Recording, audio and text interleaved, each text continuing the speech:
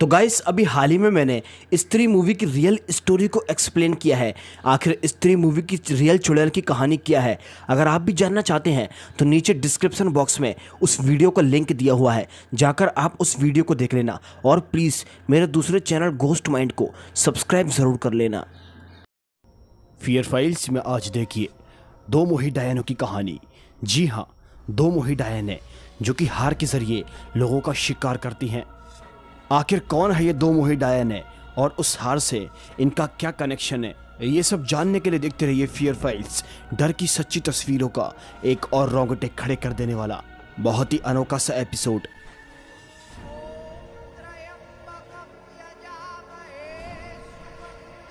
इस एपिसोड की कहानी की शुरुआत में हम एक ज्वेलरी की शॉप को देखते हैं, जहां पर काफी भीड़ थी और ग्राहक ज्वेलरीज लेने के लिए आए थे। नेहा जो कि उसी शॉप पर काम किया करती थी और मयंक जो कि इस दुकान का मालिक था। यह दुकान उसके दादाजी की थी। वो दोनों एक दूसरे से प्यार करते थे, लेकिन तभी वहां पर मयंक के दादाजी आते हैं और मयंक को समझाते हैं कि तुम इस सबसे ज़्यादा अपने काम पर फोकस करो तो कभी मात नहीं खाओगे। उसके बाद हम दादाजी को देखते हैं जो कि एक हार को बड़े ही गौर से देख रहे थे जो अपनी जगह पर रखा हुआ था, और वो हर रोज इस हार को देखते थे। इसी के साथ वहां से कुछ आवाजें आती हैं, हमें बाहर निकालो, बचाओ। उसके बाद तभी वो वहां से चले जाते हैं। अब यहाँ से सीन कट होता है और रात के वक्त पर हम नेहा को देखते हैं जो कि अपने शॉप को बढ़ाकर जाने ही वाली थी, लेकिन तभी वो उसी हार को गौर से देखती है। अब नेहा धीरे धीरे उस हार की तरफ अट्रैक्ट हो रही थी और वो जैसे ही उस हार को छूने की कोशिश करती है तभी पीछे से मयंक वहां पर आ जाता है। अब वो दोनों आपस में बातें करने लगते हैं। दूसरी तरफ हम दादाजी को देखते हैं जो कि एक तांत्रिक के साथ बैठे हुए थे और कुछ हवन कर रहे थे। दादाजी उस तांत्रिक से कहते हैं चाहे कुछ भी हो जाए वो दोनों आजाद नहीं होना चाहिए, और तांत्रिक भी उसकी मदद कर रहा था। थोड़ी देर के बाद हम मयंक को देखते हैं जो कि उस हार को नेहा के गले के अंदर पहनाने वाला था। नेहा उसे काफी रोकती है कि अगर दादाजी को पता चल गया तो वो काफी गुस्सा करेंगे, लेकिन वो उसकी बात को नहीं मानता। वो उस हार को वहां से निकाल लेता है और वो जैसे ही वहां से निकालता है तभी वहां पर हवाएं चलना शुरू हो जाती हैं। इसी के साथ साथ वो तांत्रिक दादाजी से कहता है अब कुछ नहीं हो सकता, वो दोनों आजाद हो चुकी हैं। यह सुनकर दादाजी काफी डर जाते हैं दोस्तों। दूसरी तरफ मयंक के पास कुछ अर्जेंट कॉल आता है और तभी वो वहां से चला जाता है। उसके जाते ही नेहा उस हार को अपनी जगह पर रख देती है और वहां का ढक्कन लगा देती है। वो जैसे ही वहां से जाती है तभी उसका ढक्कन खुल जाता है। फिर वो जैसे ही उसे बंद करने के लिए आगे की तरफ बढ़ती है तभी उसे उसके अंदर दो बहुत ही बदसूरत सी शक्ल वाले चेहरे दिखाई देते हैं, और वो जैसे पीछे मुड़कर देखती है तो पाती है कि वही दो मोही डायनें उसके पास खड़ी हुई थी। उन डायनों को देखकर नेहा वहीं बेहोश हो जाती है, और जब उसे होश आता है तो वो पाती है कि दादाजी पुलिस वालों को लेकर उसके पास आ चुके थे और उस पर हार चोरी करने का इल्जाम लगा रहे थे। लेकिन नेहा उनसे कहती है कि मैंने हार को चोरी नहीं किया है, मयंक ने उस हार को निकाला। उसके बाद से कुछ अजीबोगरीब होना शुरू हो चुका है। और अब इसी बीच दादाजी के चेहरे पर हम एक डर देख पा रहे थे। ऐसा लग रहा था कि जैसे कि वो इस हार के बारे में कुछ जानते हों। उसके बाद वो सभी लोग वहां से चले जाते हैं। अब इसके बाद हम दादाजी को देखते हैं जो कि काफी डरे हुए थे और सैड हो रहे थे। वो कहते हैं जैसे तैसे करके इस शराब से मैं मुक्त हुआ था, लेकिन अब फिर से मैं पहले ही अपने बेटे और बहू को खो चुका हूं, अब किसी और को खोना नहीं चाहता। दादाजी के अतीत से कुछ तो जुड़ा हुआ था जो बहुत ही भयानक था। तभी हम देखते हैं कि वहां की लाइट फ्लिकर होने लगती है और दादाजी के पीछे हम वही दो मोही डायनों को देख पाते हैं जो कि कह रही थी अब हम फिर से आजाद हो चुके हैं, किसी को नहीं छोड़ेंगे, सबको खत्म कर देंगे। लेकिन वो जैसे पीछे मुड़कर देखते हैं तो वहां पर कोई भी नहीं था। इसके बाद दूसरी तरफ हम नेहा को देखते हैं जो कि काफी घबराई हुई थी और वो इस हार के बारे में बात करने के लिए दादाजी के पास ही जा रही थी। रास्ता काफी सुनसान था, लेकिन तभी वहां पर कुछ गुंडे उसको परेशान करने की कोशिश करते हैं। जहां नेहा के साथ कुछ अजीबोगरीब घटनाएं होती हैं। वो देखती है कि उसके गले के अंदर वही हार था जो कि अभी गुम हो गया था। वो काफी शॉक हो जाती है। और जब वो गुंडे उसको नुकसान पहुंचाने की कोशिश करते हैं तभी वो देखते हैं कि उसके पीछे वही दो मोही डायने खड़ी हुई थी जो कि काफी ज्यादा गुस्से में थी। और वो गुंडे उसे देखकर डर जाते हैं और वहां से भाग जाते हैं। नेहा अभी भी काफी घबराई हुई थी। इसी बीच वहां पर वही तांत्रिक आता है और उससे कहता है कि तुम्हें घबराने की जरूरत नहीं है। इस हार से जुड़े रहस्य को अगर तुम्हें पता करना है तो इसके पीछे की बात तुम्हें दादाजी से पूछनी होगी। इसके बाद हम दादाजी को देखते हैं जो कि अपने परिवार के साथ बैठकर खाना खा रहे थे, लेकिन अभी भी उनके चेहरे पर एक अजीब सा डर था और उनका खाने का बिल्कुल भी मन नहीं था। मयंक और उसके भाई को लगता है कि दादाजी का ये सैडपन उस हार के गुम होने के चक्कर में है, लेकिन बात तो कुछ और ही थी। इसके बाद हम देखते हैं उसी घर की एक छोटी सी लड़की को जिसका नाम मीना होता है। उसे अपने घर के अंदर वही हार दिखाई देता है। जी हाँ दोस्तों, लेकिन थोड़ी देर के बाद वो हार वहां से गायब हो जाता है। वो अपने घर से बाहर निकलकर जाती है तो बाहर जाने पर उसे वही हार दिखाई देता है और वो जैसे ही उस हार को उठाने के लिए बढ़ती है तभी गाड़ी का गेट खुल जाता है और अंदर से उसको कोई हाथ अपने तरफ खींच लेते हैं और कार के अंदर बंद कर लेते हैं। लेकिन जब ये बात घर वालों को पता चलती है कि उनके घर की बेटी गायब है तभी वो उसे ढूंढने की कोशिश करते हैं। मयंक भी उसे ढूंढता है। तभी वो ढूंढते ढूंढते उसी कार के पास पहुंचता है जहां उसे कार के बाहर से मीना का कपड़ा निकलता हुआ दिखाई देता है और वो जैसी कार को खोलता है तो उसके अंदर मीना ही थी जिसे काफी चोट लग चुकी थी। इसके बाद तभी मयंक पुलिस को इन्फॉर्म कर देता है। उसके बाद तभी मयंक का बड़ा भाई धीरज उस पर काफी गुस्सा करता है और उससे कहता है कि तूने नेहा को ज्यादा सर के ऊपर चढ़ा लिया है। देख, उस हार के गुम होने के चक्कर में दादाजी की कैसी हालत हो चुकी है और नेहा ने ही उस हार को चोरी किया है। उसके बाद तभी मयंक दवाइयां लेने के लिए चला जाता है।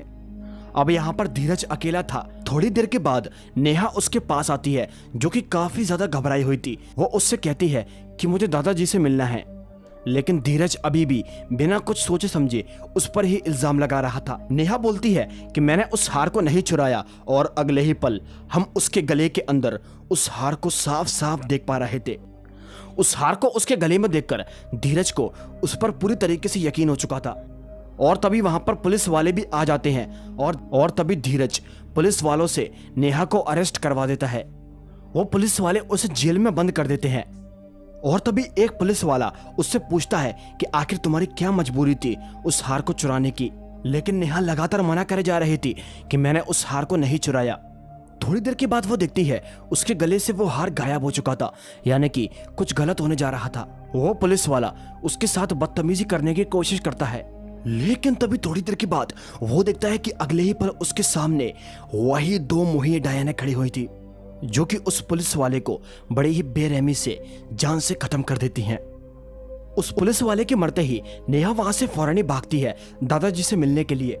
लेकिन वो जैसी रास्ते में जा रही थी तभी अचानक से उसके गले से वो हार फिर से गायब हो जाता है, यानी कि फिर से कुछ गलत होने वाला है।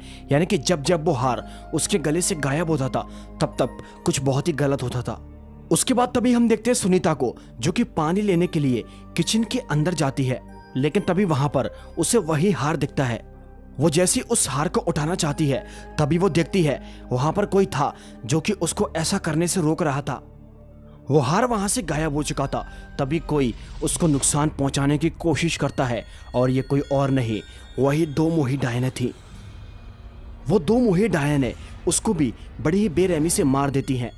उसके बाद दूसरी तरफ हम धीरज को देखते हैं जो कि नशे की हालत में था। उसने उस रात काफी ज्यादा पी ली थी। तभी उसे अपने घर के बाहर वाले पुल के पास वही हार दिखता है। धीरज फौरन ही उस हार को उठाने के लिए उसके करीब बढ़ता है और वो जैसे ही उस हार को उठाने के लिए उस पुल के पास जाता है तभी अगले ही पल उस पुल के अंदर से कोई धीरज को खींच लेता है और तभी डूबने के चक्कर में धीरज की भी मौत हो जाती है। तभी नेहा भी वहां पर पहुंच जाती है। धीरज को मरा पाकर देख वो काफी डर जाती है। इसके बाद नेहा और मयंक दोनों मिलकर दादाजी से इस सब के बारे में बात करते हैं कि आखिर इसके पीछे का रहस्य क्या है। तभी दादाजी उन्हें बताते हैं, मेरी एक पहली पत्नी थी जिसका नाम था सरिता। उसके दो मोहिया बेटी हुई थी, लेकिन उन बेटियों को जन्म देने के बाद उसकी खुद की मौत हो गई थी और जब से वो लड़कियां पैदा हुई थी कुछ अजीबोगरीब हो रहा था। मेरी दुकान चलना बिल्कुल बंद कर दी थी। सभी लोग उन दोनों लड़कियों को मनहूस मानते थे। उनसे मेरा बना बनाया काम बिगड़ जाता था। इस चीज को देखकर वो एक तांत्रिक के पास गए। तांत्रिक ने उनसे कहा कि ये दोनों बेटियां मनहूस हैं, इसीलिए इनके पैदा होते ही तुम्हारी पत्नी की मौत हो गई। अगर तुम इस सब से बचना चाहते हो तो इन दोनों बेटियों की बलि दे दो। और दादाजी ने कुछ ऐसा ही किया। उस तांत्रिक के साथ मिलकर उन दोनों की बलि देना चाही। वो दोनों मरने से पहले ऐसा करने से काफी रोक रही थी, अपने पापा से मना कर रही थी कि ऐसा मत करो, लेकिन दादाजी ने फिर भी उनकी बलि दे दी। और उनकी बलि देने के बाद से ही उनकी आत्मा, या फिर कह लो कि अशांत आत्मा, भटक रही है सभी लोगों को मारने के लिए। वो इस घर के किसी भी वारिस को जिंदा नहीं छोड़ेंगे। दादाजी अभी ये सब बता ही रहे थे कि तभी इतने में दादाजी को कोई नुकसान पहुंचाने की कोशिश करता है। उसके बाद मयंक वहां से डॉक्टर लेने के लिए भागता है और थोड़ी देर के बाद वहां की लाइट फ्लिकर होने लगती है और वही दो मोही डायने वहां पर आ जाती हैं, जो कि दादाजी को भी जान से खत्म कर देती हैं। वो याद करती हैं वो पल जब दादाजी ने बेरहमी से उनकी बलि दी थी, लेकिन गुनाह किसी और ने किया और वो डायने सजा किसी और को दे रही थी। तभी वो डायने वहां से गायब हो जाती है। नेहा वहां से बाहर निकलती है, उसे वही तांत्रिक मिलता है। नेहा उस तांत्रिक से मदद मांगने की कोशिश करती है। वो तांत्रिक उससे कहता है कि तुम्हारे गले में जो हार है उसको नष्ट कर दो। लोहा मिटता नहीं है, पिघल जाता है। शायद इसे नष्ट करने से ये सब कुछ खत्म हो जाए। और नेहा भी फौरन ही उस हार को नष्ट करने के लिए भागती है। जब मयंक वहां पहुंचता है तो वो दादाजी को मरा पाता है और तभी उसे वही तांत्रिक मिलता है, जो कि उससे कहता है कि तुम नेहा की मदद करो, वो तुम्हारे लिए खुद की जान जोखिम में डालने को तैयार है। और तभी मयंक भी नेहा के पास उसकी मदद करने के लिए भाग जाता है। जहां हम अब उस तांत्रिक को देखते हैं जो कि उसी घर के अंदर था। तभी वहां की लाइट फ्लिकर होने लगती है और वही दो मुही डायने उसके पास आ जाती हैं और वो डायने उस तांत्रिक को उसी के हाथों से मरवा देती हैं, क्योंकि इन दोनों की बलि में उस तांत्रिक का भी हाथ था। अब हम दूसरी तरफ नेहा को देखते हैं, जो कि इस हार को नष्ट करने के लिए वहां पर आग जला रही होती है, लेकिन वहां पर आग वो दो मुहे डायने जलाने ही नहीं दे रही थी। एक एक करके उसकी सारी काड़ी बुझ जाती है और लास्ट वाली तीली भी बुझ जाती है। और अगले ही पल उसके पीछे वही दो मुही डायने आ जाती है। वो नेहा को नुकसान पहुंचाने की कोशिश करती हैं, लेकिन इससे पहले कि वो उसे मार पाती तभी मयंक वहां पर आ जाता है और अब वो डायने मयंक के पीछे पड़ जाती हैं। वो मयंक को भी मारने की कोशिश करती है और नेहा उसको बचाने की काफी कोशिश कर रही थी, लेकिन इसी बीच वो डायने मयंक को मारने में बिजी थी। तभी नेहा भगवान का नाम लेकर वहां पर आग जलाती है और उस हार को उसी आग के अंदर फेंक कर नष्ट कर देती है। उस हार के नष्ट होते ही वो दो मुही डायने भी हमेशा के लिए नष्ट हो जाती हैं और उन दोनों के नष्ट होते ही यहाँ पर सब कुछ शांत हो जाता है। अब सब कुछ पहले जैसा नॉर्मल था, लेकिन उन दोनों को अपना बदला तो मिल चुका था। इसी के साथ साथ इस एपिसोड का दी एंड हो जाता है। आपको फियर फाइल्स की ये कहानी कैसी लगी मुझे नीचे कमेंट करके ज़रूर बता देना। और अगर आपको वीडियो अच्छी लगी हो तो प्लीज़ लाइक करो यार, एक वीडियो को बनाने में बहुत ही मेहनत लगती है। तो चलो अब हम मिलते हैं आपसे फिर किसी एक नई कहानी में, तब तक के लिए बाय एंड